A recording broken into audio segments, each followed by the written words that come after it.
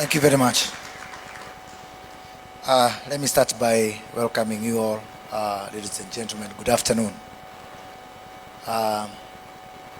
Commissioner General for KRA, Mr. Humphrey Watanga, our panelist.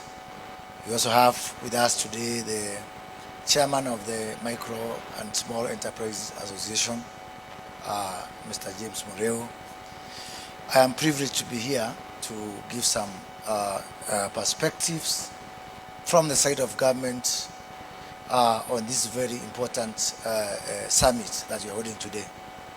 It's a shame that I would have wanted to be here for all the 3 days because I find every other topic that's being discussed here of immense interest to me personally, and most important to the government of Kenya.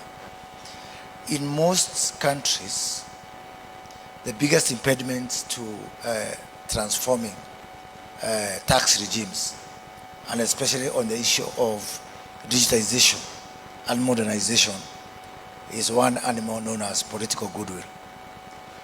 Luckily in Kenya, the government of Kenya has taken the deliberate decision that modernizing our tax system and the tax regime is not a nice to have. It's an imperative. It's something we have to do. So therefore, we are already starting from a pedestal of acceptance. As a matter of fact, it is His Excellency the President, Dr. William Ruto, who pushes the extra mile and the extra pedal on the front of transforming our tax regime,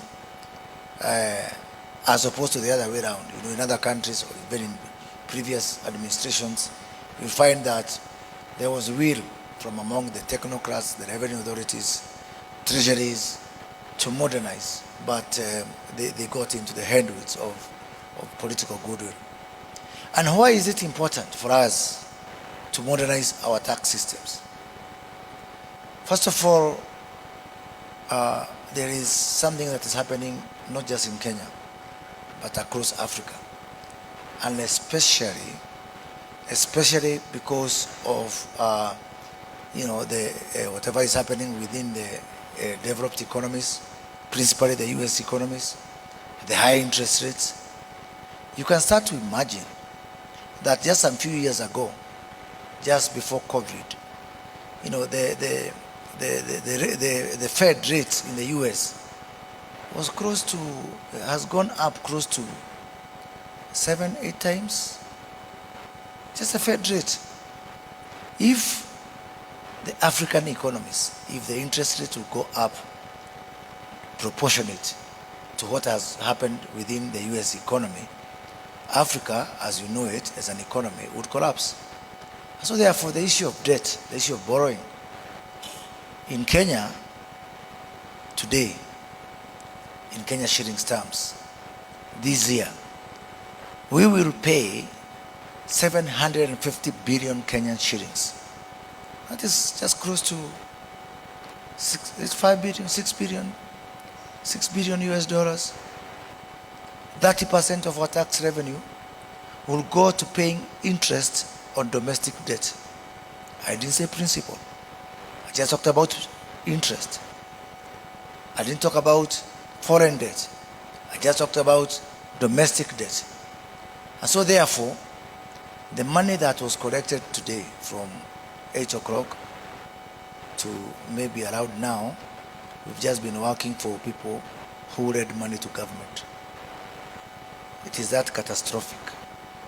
And so therefore for us, it's not a nice to have. It's something we have to do. Why? Because if we expand our revenue base, we'll be able to bring down our domestic borrowing especially. And with the domestic borrowing coming down, we'll be able to bring down the interest rate and especially create an impetus for the private sector credit. And that for us is very important because it is the only way to jumpstart this economy. We have done everything we can, mostly on the expenditure side. I know there's still some things we can do, but we have stretched it to the limit. The only opportunity we have for us to grow and to jumpstart our economy is to work on the revenue side. And that's what we are doing. Second point that becomes important for us in this conversation is an issue of social justice and equity. That's the other driver for us to modernize our tax systems. I just pick on one area of taxes, the income taxes. In Kenya, we have got, a very, very funny, very weird structure of the workforce. The people in the formal sector, both in the public sector and the private sector, we have got 3 million people within the formal sector. Within the informal sector, we've got 16 million. The 3 million people in the formal sector, in terms of income taxes, they contribute 500 billion shillings. That's close to over $4 billion in income taxes from 3 million people. The 16 million in the informal sector contribute only 12 billion shillings. For me, that's not an economic issue. For me, it's a social justice issue. It's an ethical issue. It's an equity issue. How can 3 million people disproportionately carry the burden on behalf of 16 million people who are virtually not contributing in terms of income taxes? So, what are we doing? Having realized that that is really, for us, it is an imperative. It's a must-have. First of all, we have decided that there will be nowhere to hide. There will be nowhere to hide for anybody, at zero option. Why? First of all, we have already a huge advantage. The level of digitization, digital payments of the Kenyan economy can be, other countries can look at it green with envy. And I'm sure you've got a lot of people here from international audience. So the base is already there. Because Kenya is the only country where someone who has never gone to school cannot construct a sentence in English, but they can use digital payments through Mpesa. What an advantage. It is better than the gold mines of Zimbabwe.